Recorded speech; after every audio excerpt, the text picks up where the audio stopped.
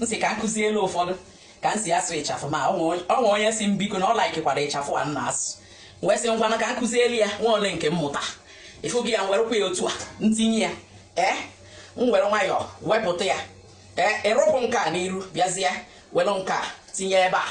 ọ bụrụkwa na amụrụ m ịsụ ịchafụ mana ịmanụgolu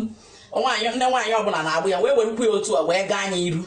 nga anya iru ntinye ya ebe a wee fụrụ ya ịchafụ ma ọra ha da ahụ dasị ịsụ ya dịchacha izi iwezie nwayọọ tinye ya wee mee ya pakejin ọkwa ịfụ pakejin ya asịgokwa m ịchafụ Adakụ Adamma ịmago ihe anyị ga na-eme ebe a bụ ihe ga-adị ndị Igbo mma ịmago ị na-anya kịta nwa onye Igbo ga-asị na ịchafụ ma adịrọ mma ị bụrụ nwa onye Igbo gị na di gị chọ ha na-epụ ma ọ na ị chọrọ ije ụka ifugo ka m si wee sụọ ịchafụ ma ama ị laikiri ya legodu ka azị ya dị ifugi ya ị laikiri ya ọkwa ọ dị mma Adakụ Adamma ada